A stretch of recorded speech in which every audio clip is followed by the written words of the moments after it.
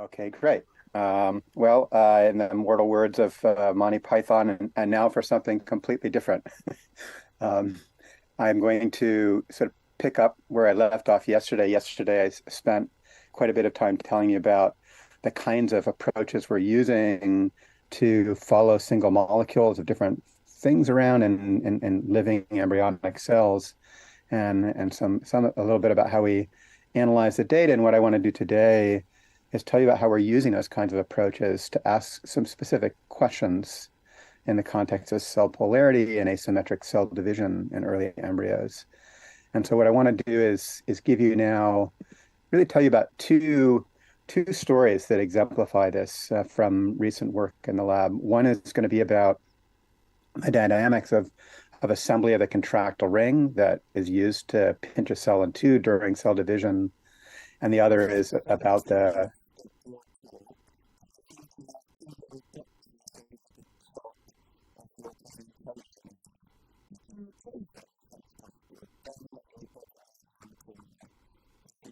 okay. Oh, okay. So I'm not seeing them in, let me see if the are they are these them? Okay, so if I now do the same thing again, everything is fine. Okay. Okay. My, that's okay. My apologies. I wasn't aware because I didn't see them on my screen. Okay. So first story is about the dynamics of contractile ring assembly and really about how cells build a form of structural memory of the alignment of actin filaments during cell division. So so as you know, many of you probably learned at some point the you know during cell division, sort of one of the primary events is for cells to assemble an actomyosin-based structure called the contractile ring, which is used to pinch one cell into two. This this ring is assembled under the control of signals, which I'm not going to tell you anything about, which locally promote the accumulation of actin filaments and myosin motors and associated factors at the equator to assemble a contractile ring. And those signals really are of two types. There are local signals that promote the assembly of actomyosin at the equator and signals that inhibit the assembly everywhere else at the poles. And that gives rise to a localized zone of higher contractile activity. And it also gives rise to, in the plane of the membrane, to gradients of contractile tension, low at the poles and high at the equator, that leads to flows of material from the poles towards the contractile, towards the equator where the contractile ring forms. Here's what this actually looks like in a C. elegans embryo. In a C. elegans embryo, the process of contractile ring assembly and constriction happens very rapidly, just in a few minutes. The ring itself forms in about a minute and a half, and then it persists for a couple more minutes as it constricts slowly to pinch the two daughter cells. And it's characterized by a highly aligned array of actin filaments. That alignment is formed quickly during the initial stages of assembly, and then it's maintained as the ring constricts. And we can, so sorry, let me back up. So one of the key questions in the field for a long time has been, how do you both assemble this sort of highly organized, aligned array of filaments, and how is that alignment maintained over time as the ring continuously remodels itself during constriction? And a very old idea that was proposed originally by John White and Gary Borsey was that during during this process of contractile ring assembly, the equatorial region is contracting towards its center. And you could imagine that individual actin filaments, oriented actin filaments within this contracting array would be realigned by contraction into a more aligned array. So that's a very nice idea, but if you think about it for a moment, you realize very quickly that that idea only works if the filaments that are being aligned are sufficiently stable. If filaments are assembling and disassembling all the time, then it's unclear how, if a aligned filament turns over and is replaced by one that has random alignment, how you could ever build up orientation that way. So we wanted to to try to understand how is it that you actually build such an aligned array of filaments. And and so just first of all, we can in these embryos using simple, by measuring local optical density gradients, we can get simple quantitative measurements of the distribution of filament alignments, pixel by pixel within an image. So we can measure just in the equatorial region where the contractile ring will form, how the distribution of filament alignments goes from roughly isotropic before assembly of the contractile ring to highly anisotropic at the time when the contractile ring is assembled and it's starting to ingress. And we can assign a simple asymmetry value, which just basically gives you, depends on the ratio of the density and the distribution oriented in two different directions. And we can, this slide contains more detail than is needed, but the point is just to say that we can, by just following the accumulation of the components of the actomyosin cytoskeleton, the motors and the filaments, we can break down this process of contractile ring assembly into three basic steps. The step in which you assemble the material for the contractile ring, and then a step in which the ring itself forms, that is, the filaments reorganize and become aligned, and then the step in which the ring constricts. And we're primarily interested in this region, the period of ring formation. And during that period of ring formation is when the asymmetry goes from a very low value representing isotropic filaments to a high value representing an aligned array of filaments. So that's what we would like to explain. Now, one can make very simple mathematical models that, given simple rules that predict how the filament alignment would evolve, given simple rules for the assembly of filaments, their rotation under contractile flow, and their disassembly. And the basic rules for the simple model would be that filaments assemble with random orientations. They're realigned by a constant rate of contraction at the equator, and then they disassemble at a rate which doesn't depend on their orientations. And one can then just write down simple partial differential equations which represent the distribution of the density of filaments for different orientations theta over time, and how that distribution evolves as a function of the assembly and disassembly of filaments and their rotation by flow. So the first term in this equation is the turnover, is the change in orientation distribution due to turnover, and the right-hand term is the reorientation term. And it turns out for this simple model, there's just two parameters that govern the time evolution of the system. One is the disassembly rate of filaments, and the other is the contraction rate. The contraction rate determines how the orientation changes, and the disassembly rate determines how differences in orientation are forgotten as filaments turn over. And one can then just make a phase diagram on those two parameters to ask what combination of contraction and disassembly rates would give rise to the asymmetries we observe. And the answer is that in order to get the asymmetry value that we observe experimentally, you have to be somewhere down here in this phase diagram. And so then, of course, the question is, where does the real system live? And so here's where we turn to the kinds of single molecule imaging approaches I told you about yesterday. So we can now, by using single molecule imaging of the actin filament subunits and following their comings and goings at the cell membrane, we can get simultaneously two kinds of information. So in these data, what you're seeing are the appearance of single molecules that represent assembly and the disappearance that represents disassembly.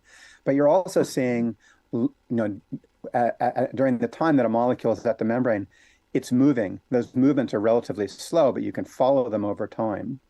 And that means that we're getting simultaneous information about movement and turnover of actin filaments on different parts of the cell surface. So we can just track all of these filaments to get trajectories. And then because we're interested primarily in what's happening along the long axis of the embryo, the axis of polarity, we can take the axial component of these trajectories and just analyze those. And here I'm just making a so-called chymograph where I'm just plotting the axial position for individual trajectories over time going vertically. And when you look at this, this chymograph, you can see that by following individual trajectories by eye and the pattern of trajectories, you see that we capture this pattern of flow towards the center of the equatorial region.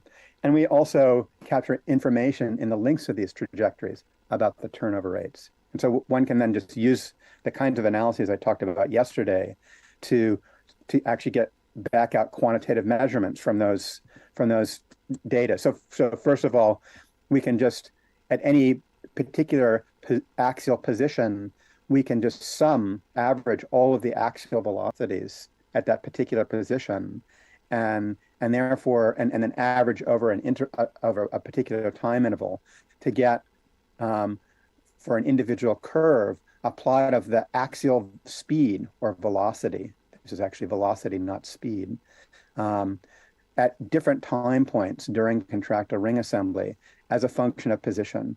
And the key thing I want to highlight here is that in this gray region, which represents the cell equator where the contractile ring will form, you see that the velocity has, it varies spatially across here with a negative slope. And that region of negative slope, which builds over time, represents a local region of contraction. And the slope of that, of the dependence of velocity on position, gives you the local strain rate, the local contraction rate. So we can get back out from this, the local contraction rate within the equatorial region over time at different time points relative to the beginning of contractile ring assembly.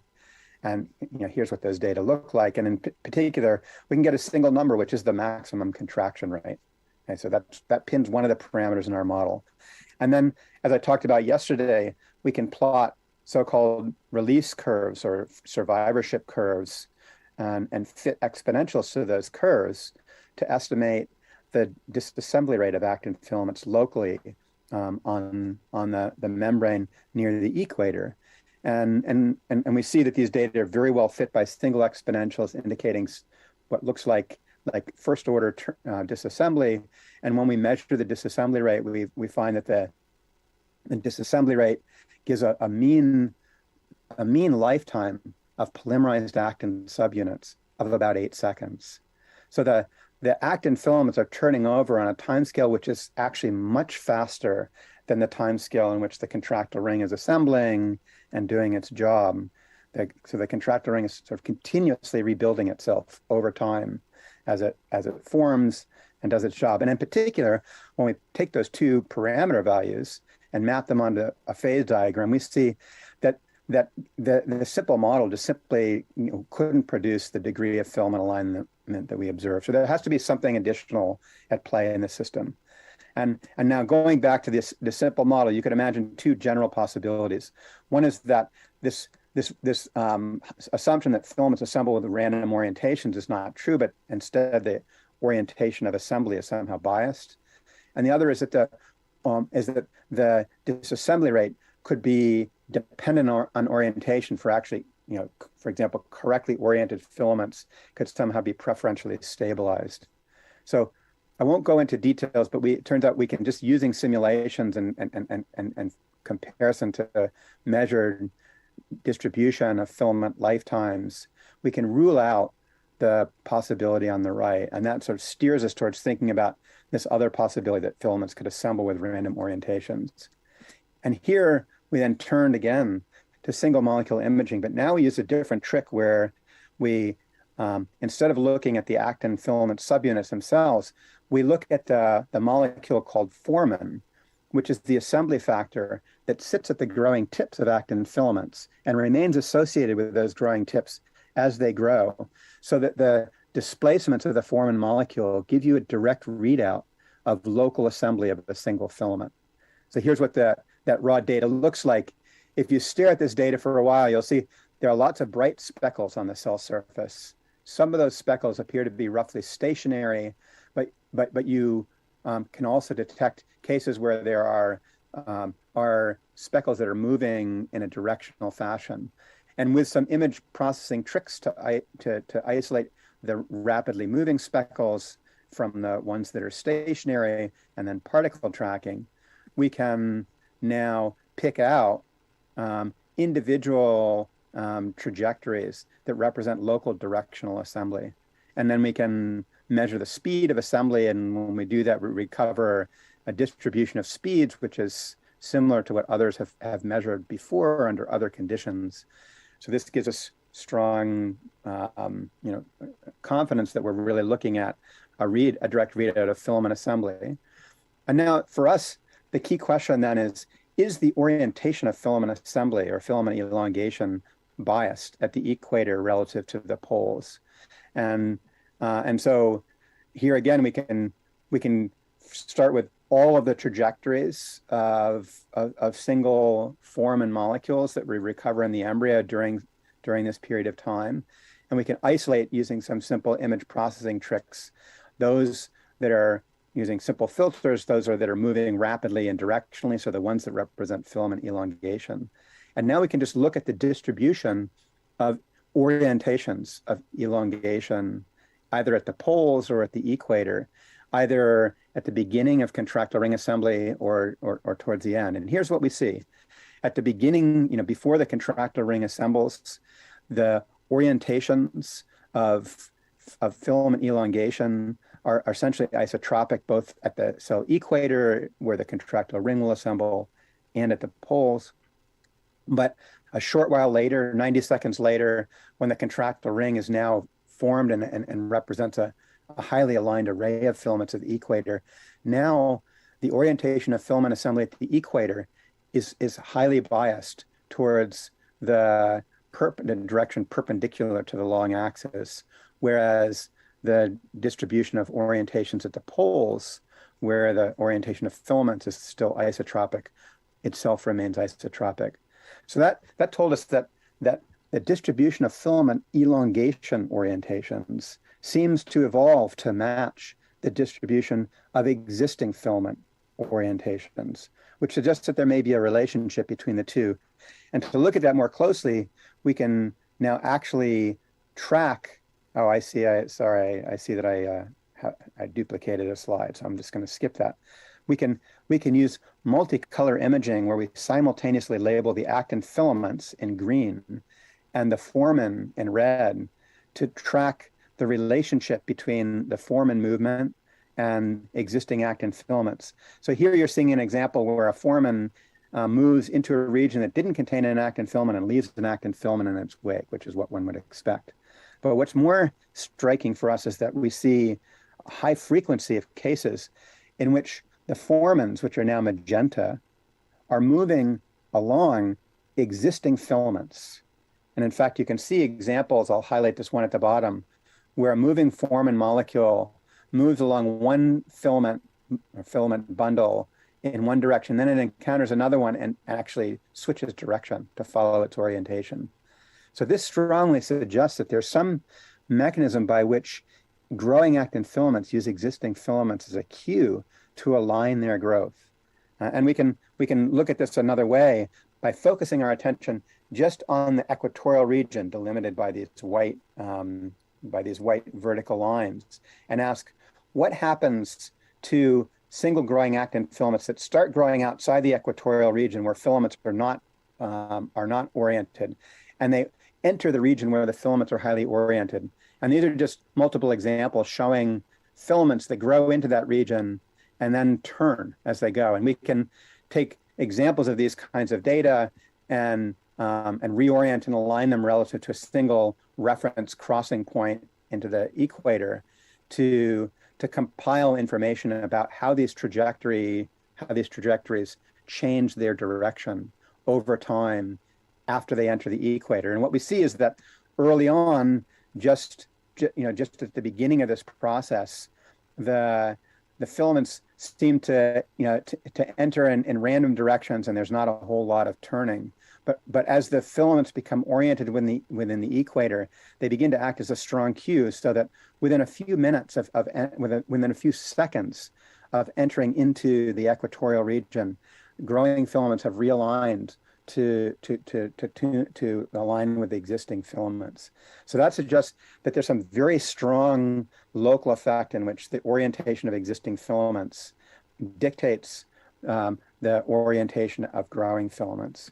And we can now put that behavior back into the simple model that I described by assuming that filaments assemble some fraction of the time lambda with an orientation that depends on the local orientation of the surrounding filaments. And the other fraction of the time, 1 minus lambda, they assemble randomly. So lambda represents the strength of this Q that reorients filament growth.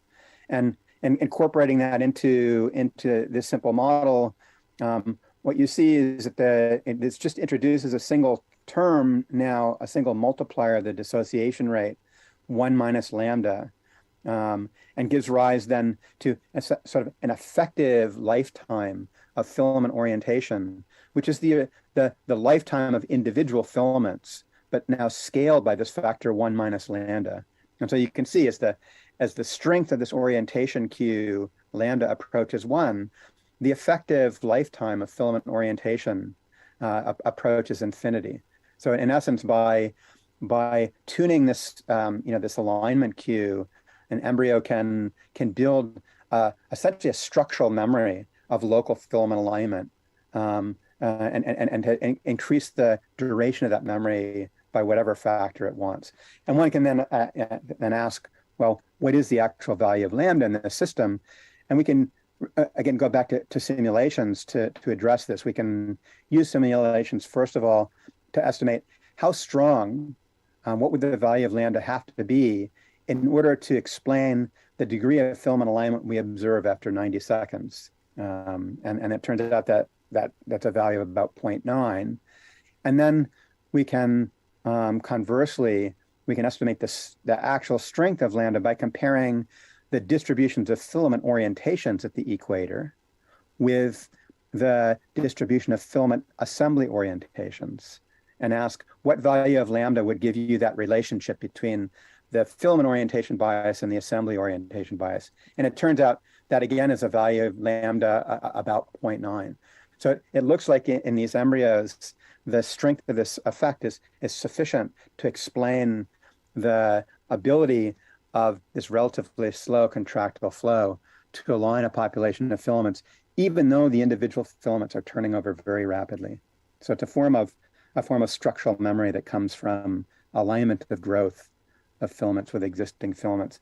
And you could ask, well, why does the cell go to all the trouble to build such a complicated mechanism when you could just make the filaments themselves more stable, and then you could just reorient the individual filaments, no problem. I think in these embryos, probably the answer to that question comes from the fact that they appear to have evolved rapid turnover of individual filaments as a way to endow the cortex with a property that I described yesterday, where rapid turnover of filaments endows the cortex with fluid-like properties so that it can undergo rapid flow in response to gradients of contractile tension. So what we think is that this mechanism of structural memory provides a way to have your cake and eat it too, to both make a cortex that turns over very rapidly so that it exhibits fluid-like behavior and can deform in a fluid-like manner, but at the same time, so that elements of that cortex and features of the cortical organization can have a persistence time that's much longer than the lifetime of the individual subunits. So that's the punchline for that part. And now, what I'd like to do, and actually maybe what I'll do is just pause there for a minute, and if people have questions about that part, I'd be happy to just take them now before going on to the second half. Or I can wait till the end.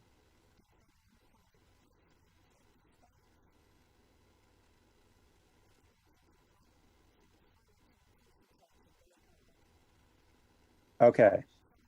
So I will continue. Hopefully I haven't just bewildered you with too much detail about unknown things. So I'm going to continue to bewilder you with more details then.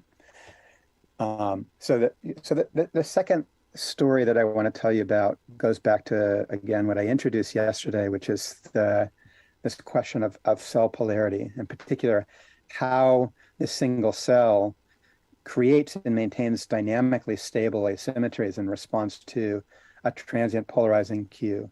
And remember, the key players in the system were we're a family of polarity proteins called PAR proteins that become enriched on either the anterior pole or the posterior pole of polarized cells in response to a polarizing cue. Remember I introduced briefly that these polarity proteins exchange dynamically between the cytoplasm and the cell membrane, and at the membrane they either compete with one another or assist one another in different ways to get to the membrane. And we think that that's the basis for reinforcing these kinds of asymmetries.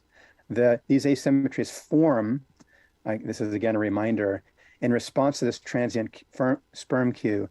And the basic mechanism is that they are actively transported by long-range cortical flows, which are induced by the sperm cue. The sperm cue acts locally to inhibit contractility on one end of the cell, and that generates net contraction towards the other end, and flows that transport one set of polarity proteins to the far end, allowing a second set to come up.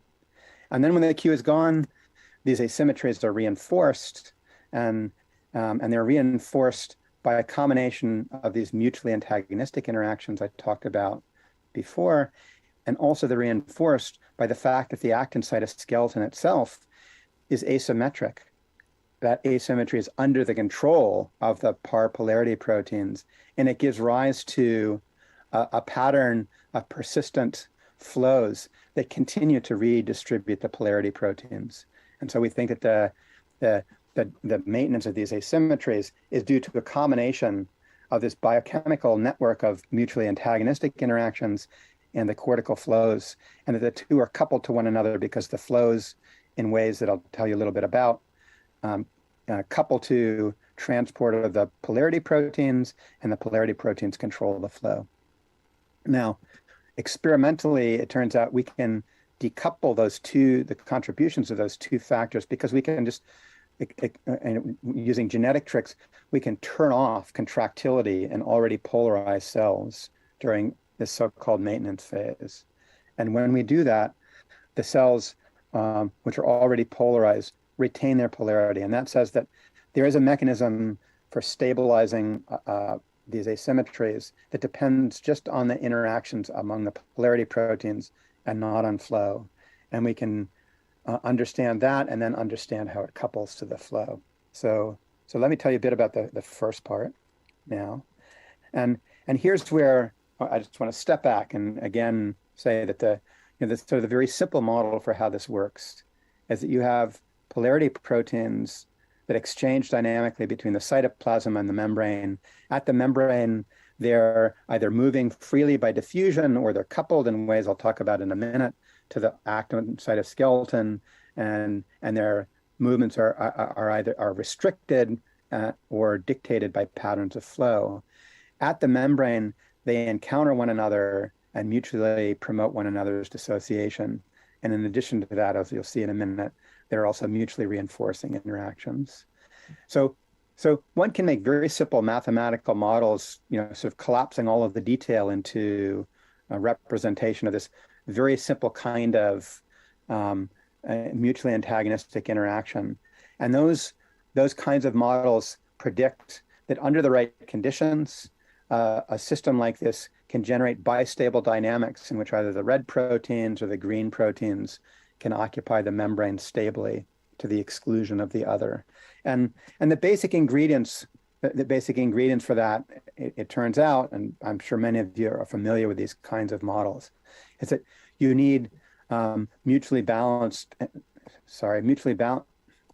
interactions, and there have to be nonlinearities somewhere in the interaction. So the dissociation of one or more proteins have to depend nonlinearly on their inputs. And with the right kinds of nonlinearities, you can get these kinds of bistable dynamics. But that doesn't tell you anything about how they actually arise in the actual biochemical circuit. And in fact, that simple diagram highlights hides a lot of complexity, because there are many. Sorry, I have this hair trigger mouse because of humidity. There's many individual components that I've lumped together so far in this discussion. I don't want to go into all of the details of the complexity, except to say that we actually know a good deal about the identity of these proteins, their biochemical activities, who binds to whom. And in fact, we have, going into this, we had a bewildering amount of data on all of those interactions. And what we didn't know is what are the relative strengths of those different interactions? Which are the ones that really matter to determine asymmetries? And so for us, the key question is to really understand how does any particular protein in the system become asymmetrically distributed? And that comes down to asking, basically there's three ways in which that can work. Either a protein binds to the membrane at higher rates on one side than the other, or it dissociates at higher rates on one side than the other, or it's actively transported. And this is where the single molecule approaches really come into play, because as I discussed yesterday, by imaging any single component of the system at single molecule levels and watching the comings and goings of individual molecules at the surface, one now has all the raw data that one would need to extract computationally local dissociation rates from the membrane, local mobilities, and the relative rates of arrival. So we can just count the number of molecules that arrive per unit time to get relative recruitment rates. We can use the kinds of approaches I outlined yesterday to measure in absolute units dissociation rates, and we can measure mobilities.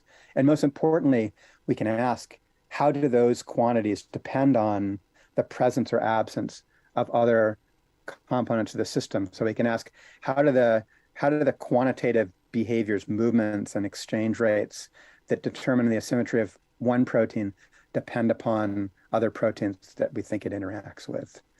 And so I'm not going to take you through details, but I want to just sort of summarize what we find for a particular example and then build on that. So this is the example that I discussed yesterday. The anterior PAR proteins as a group constitute 4 proteins, and it turns out the key is a protein called PKC3, which is a protein kinase, an enzyme that adds phosphate groups to other proteins and modifies their behavior. In this case, PKC3 adds phosphate groups to all of the posterior proteins and induces them to dissociate in different ways.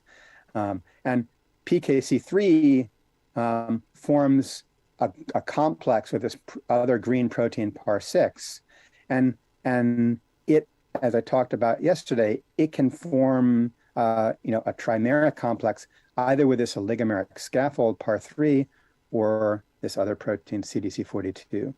So the point is that I told you yesterday that we can distinguish these complexes on the basis of their mobility, and now we're interested in asking how does this active protein PKC3 and PAR6, how does it actually get to the membrane? And it turns out, using a combination of by measuring dissociation rates and association rates, we find very unambiguously that the dissociation rates of that active dimer complex are roughly equal anterior versus posterior. The recruitment rates measured by single molecule imaging are highly asymmetric. So the asymmetry in this case is determined by recruitment rates of that complex. And then we can ask, how does that recruitment depend on the 2 anchor proteins that I told you about yesterday that anchor the 2 different complexes? And I'm just going to summarize what we learned by measuring recruitment rates of this green dimer when we manipulate the spatial distributions of its 2 anchors, PAR3 and CDC42. And what we learn is that you in fact need both of these 2 proteins present locally on the membrane in order for this protein PKC3 to enter an active complex with CDC42. So there's a kind of AND gate that's revealed by these experiments, where you need both of these 2 proteins to make this active complex. And then there are 2 posterior proteins, both of which are inhibited by this active complex, and both of which then feed back and inhibit. One inhibits the activity of CDC42, the other inhibits the accumulation of PAR3. And because we have an AND gate here, inhibiting either branch of this AND gate is sufficient to prevent this complex from accumulating at the posterior. So what we end up with in the end is a pair of two coupled feedback loop circuits, one of which works, one of which involves mutual antagonism between the anchor par 3 and this posterior protein par 1, which operates when the second posterior inhibitor is gone, and a second one that involves mutual antagonism between these two proteins. So the names don't matter at all. The point that I want to get at here is that by using this combination of single molecule imaging and manipulations, we can actually extract quantitatively the core circuits that generate and maintain these asymmetries. And each of those two core circuits operates on its own if the other one is broken. And now we have, for each of those two core circuits, we have a very simple architecture, and we can study them in isolation to ask what they do. So I'm going to tell you a little bit now about the study of this circuit, which involves mutual antagonism between the protein CDC42, which anchors this active complex, and CHIN1, which inhibits CDC42. And the key insight into the behavior of the circuit came from analyzing the dynamics of that posterior factor CHIN1. So in initially unpolarized cells, CHIN1 is present at the cell surface diffusely, and if we reduce its expression levels to single molecules, we see that it's present at the cortex as single molecules that bind rapidly to the membrane and dissociate rapidly and diffuse around by Brownian diffusion. But then as cells become polarized, that protein begins to form clusters at the membrane, much larger clusters that are somehow driven by self-association of the CHIN1 molecule, we think. And if we now analyze the mobility of CHIN1 clusters versus single molecules, again, by just using MSD versus tau plots, we see that single molecules exhibit what looks like effectively Brownian diffusion. They on a time scale of, on a sub-second time scale, and they dissociate with sub-second kinetics, so we only observe them for a short period of time. The clusters persist for a very long time, for many tens of seconds, and they exhibit subdiffusive behavior on short time scales of sub-seconds to a few seconds. But then there's a crossover point in the MSD versus tau plots. This is what I referenced yesterday, above which the MSD versus tau behavior starts to look again diffusive. And we think that this crossover is set by the time scale of actin filament turnover, which is about 8 seconds. The mean lifetime of actin filaments is about 8 seconds. And that what you're looking at here is now these same clusters that are coupled to the actin cytoskeleton, but they're sampling the effectively viscous behavior of that cytoskeleton. But the consequence of this is that single molecules are unaffected, roughly speaking, by the cortex and its flow. But the CHIN1 clusters, and you can see this in the movie on the left, the CHIN1 clusters are actually transported by a pattern of flow from the posterior towards the anterior. And if we blow up the behavior of those clusters, we can see that directed movement much more clearly. And we also see a very striking behavior, which is that as those clusters move from the right to the left, they are also dissolving. And if we track individual clusters over time and measure their intensities, we see that the intensities of the clusters are initially increasing, so the clusters are growing, and then they undergo this switch-like transition at a particular position and switch from growing to shrinking. And we can plot, by plotting the growth rates of individual clusters and overlaying the actual trajectories along the x-axis, we see that, so blue represents growth and red represents shrinking. We see that the clusters are typically making this switch from growing to shrinking at a characteristic position along the anterior posterior axis. So there seems to be something happening, a switch-like transition at that characteristic position. How does that work? Well, these clusters are moving in a gradient of this active complex par6 made by par6 and PKC3. And if we remove that active complex from embryos, now the clusters grow everywhere. So that suggests that these clusters are somehow moving up a gradient of their inhibitor. And when they reach a threshold concentration of that inhibitor, they undergo this switch-like transition from growing to shrinking. We can just test that experimentally by shifting the gradient of the inhibitor spatially by a certain amount. When we do that, we see that the position at which the clusters transition from growing to shrinking also shifts, and that shift, the magnitude of that shift, matches the magnitude of the shift in the gradient.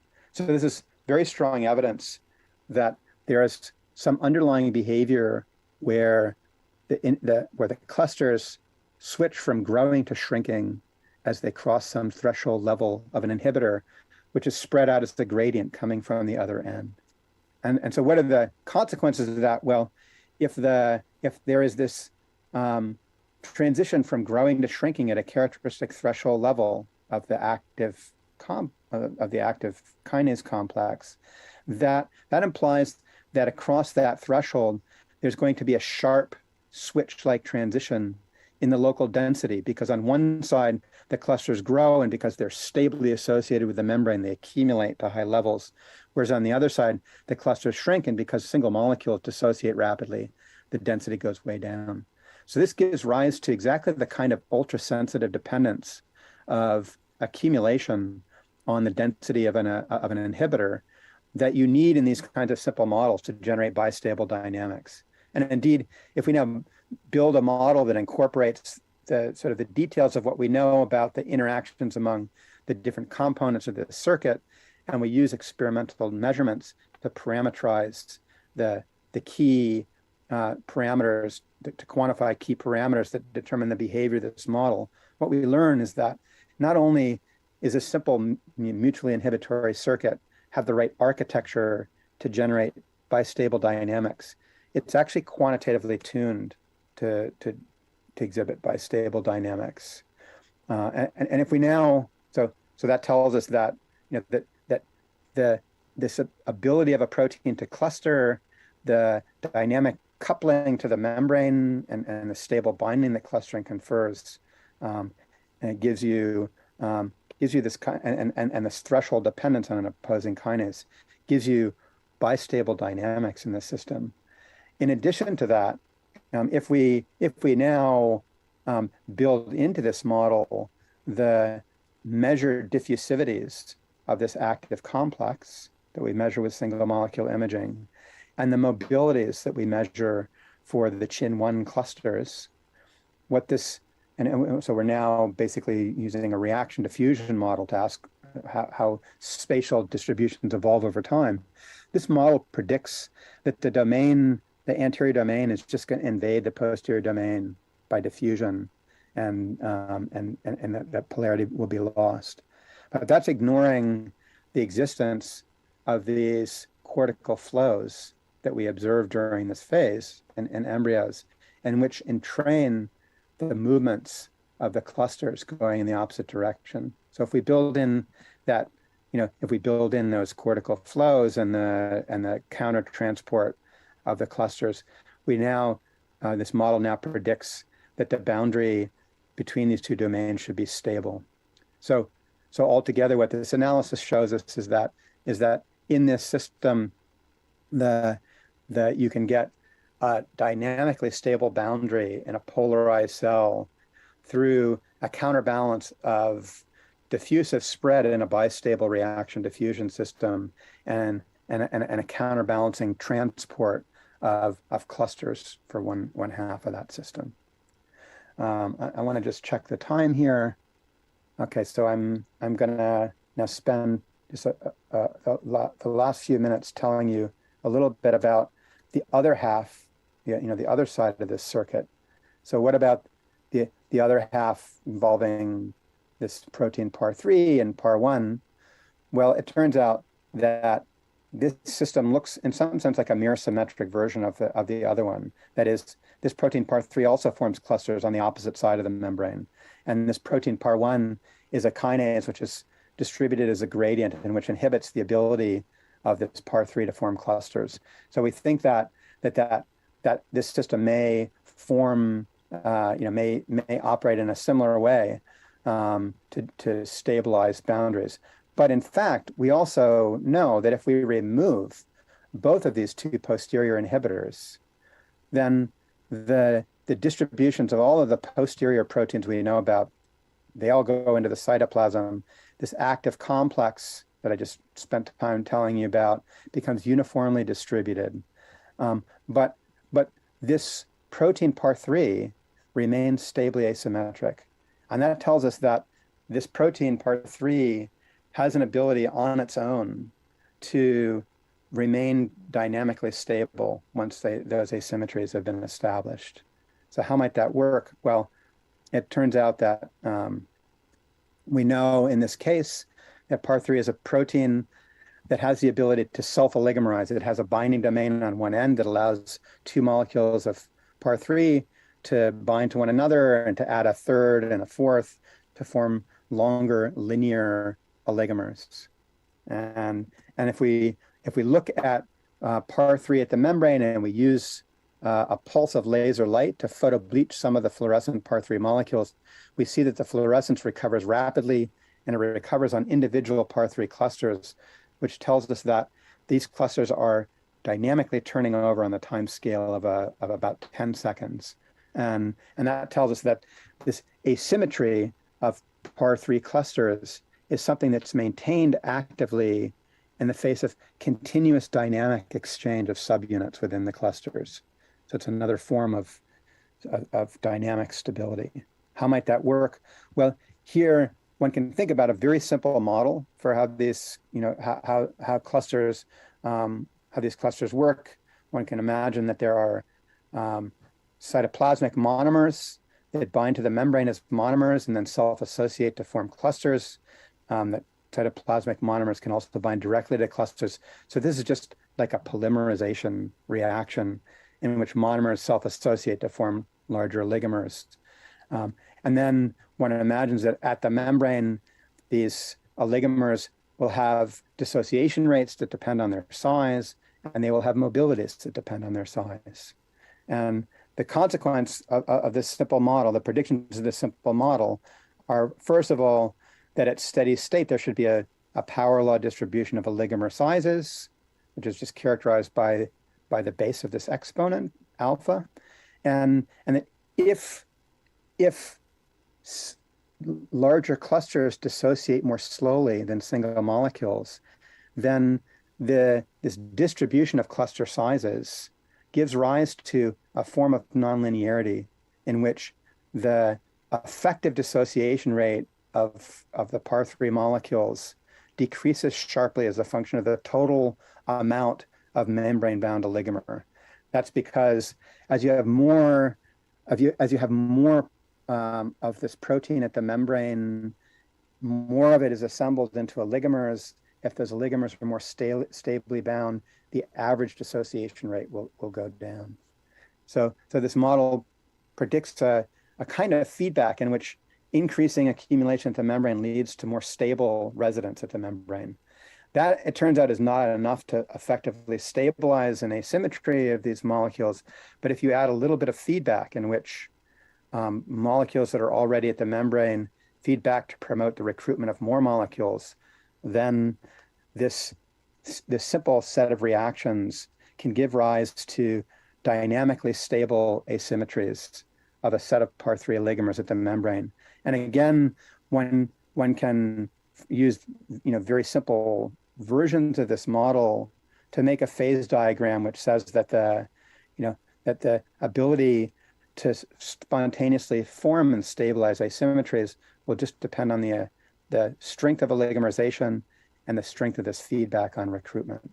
And then we can now use single molecule imaging as a way to test this model. And because time is short, I'll sort of walk you through this very quickly, but we can, by just literally measuring the distribution of oligomer sizes and calibrating that distribution by measuring the intensities of single molecules of GFP, we can confirm this exponential distribution of cluster sizes.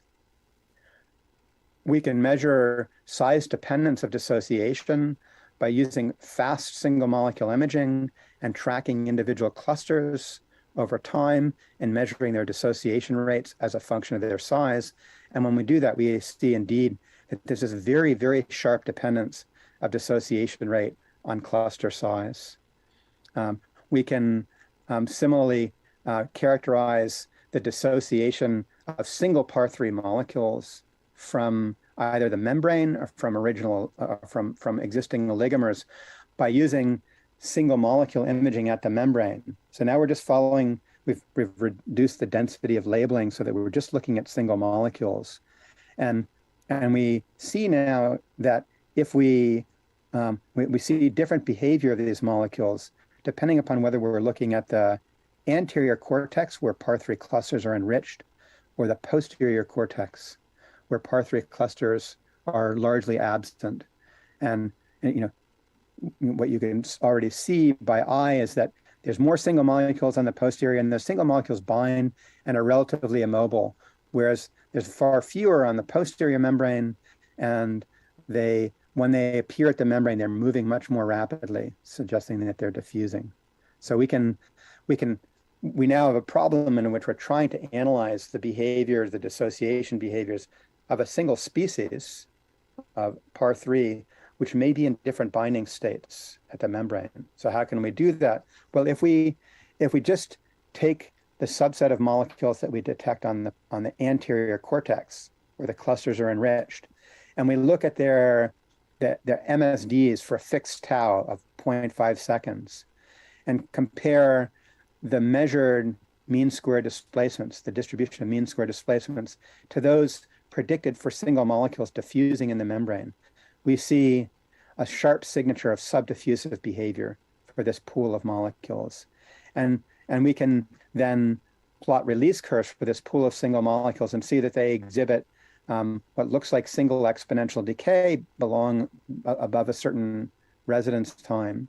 And we can use the same trick that I showed you yesterday, varying the duty ratio of laser exposure to get estimates of the dissociation rate and the photobleaching rate. And what that tells us is that par3 subunits are dissociating from individual clusters at a rate of about 0.1 per second. And it gives us a fixed measure of the photobleaching rate in this system. We can then do the same thing for the posterior molecules of par3 for the posterior molecules of par3, we see that these now have a distribution of mean squared displacements, which matches quite well what we would expect for molecules that are just undergoing Brownian diffusion. And these again dissociate with the dissociation kinetics are a little bit more complex, but we can still get a lower bound on the dissociation rate. And what that gives us is a dissociation rate of about 3 per second, so 30-fold higher than we see for dissociation from oligomers. Putting all of that together, what that tells us is that we indeed have in the system a very strong separation of time scales where the monomers diffuse very fast, whereas oligomers and monomers within oligomers diffuse much more slowly. And that gives us this very strong, sharp, nonlinear dependence of dissociation on the amount of oligomer. So that confirms one of the key ingredients of the model. The other one, that there's positive feedback, we get by observing asymmetric recruitment of par3 molecules to the membrane. And in particular, we do these experiments using a form of par3 that lacks its ability to bind itself. We've deleted the self-binding domain so that this represents just binding of par3 directly to the membrane. And we see that indeed there's an asymmetry in that binding. Par3 binds more strongly in regions where par3 is already present and much lower levels where it's not present. And we can quantify that asymmetry in recruitment rates and use that to fix the value of the feedback strength in this simple model. And what we now find is that given the actual measurements of size-dependent dissociation, mobilities, the distribution of mean oligomer sizes, which gives us the oligomerization strength, and the imbalance of recruitment that gives us a measure of the feedback strength, that this system is actually tuned into a regime in parameter space where this system of par 3 oligomers is in fact dynamically self-stabilizing.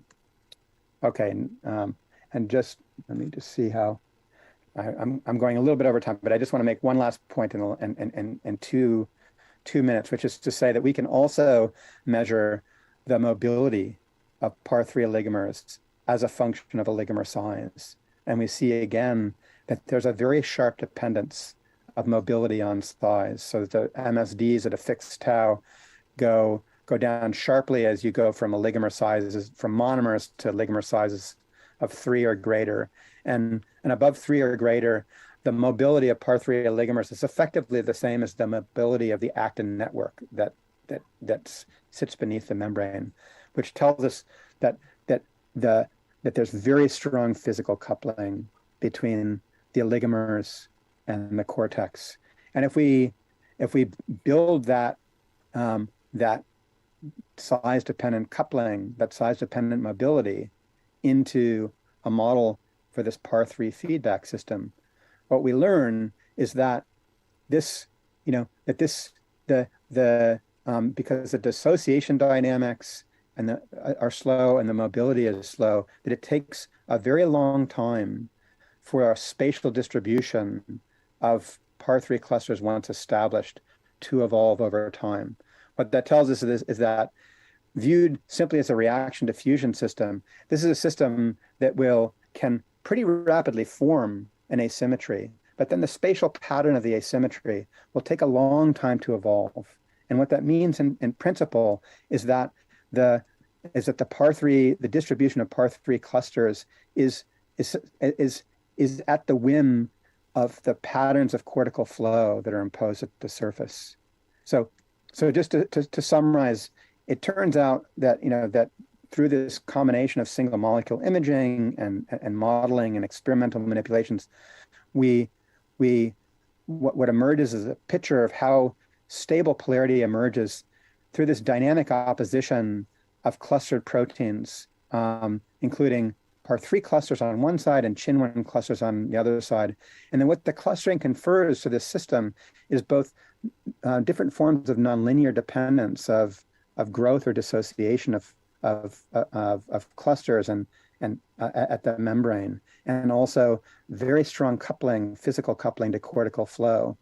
And so if you put all that together, what we learn is that this system of dynamically stable clusters that operates on either side of the membrane forms asymmetries that are dynamically stabilized through feedback, but the spatial distribution of those asymmetries and the boundary between these domains is absolutely dictated by the pattern of cortical flow itself.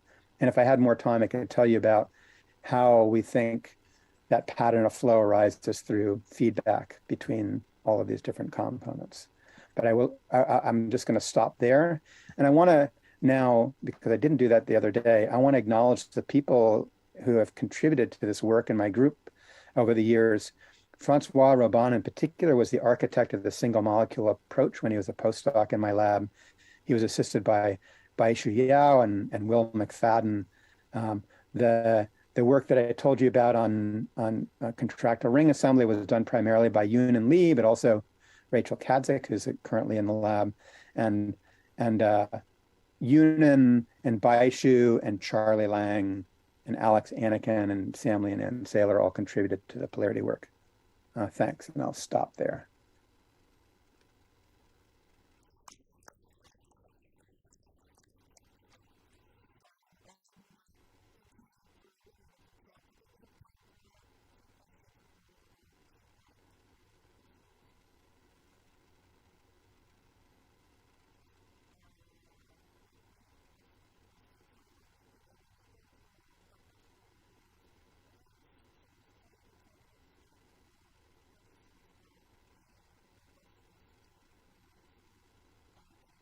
Yeah,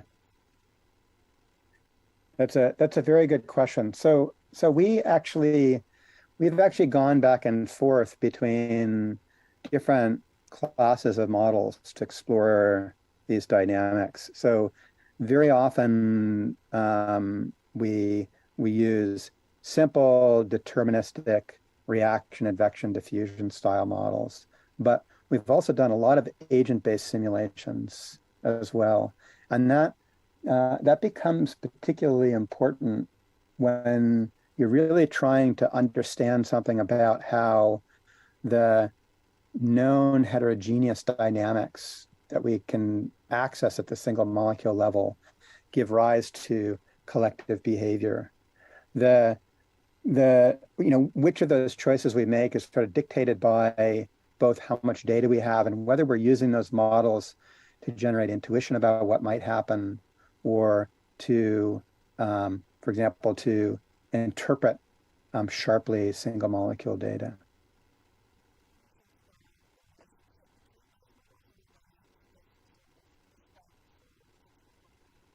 No, so I mean, I think that, ultimately what you would like is you would like to really establish a mapping between the microscopic description of the behaviors of single molecules and their interactions and the macroscopic dynamics. And so we've we've done a fair amount of that in the context of trying to understand this question of how the sort of the dynamics of contractility and cortical flow, observed at macroscopic scales and characterized by things like tension and effective viscosity, how those emerge from microscopic interactions among actin filaments and motors. And what we spent quite a few years doing that. And what we learned is that you can, if you make enough assumptions, you can get very clean mappings from one to the other. And you can learn things like, for example,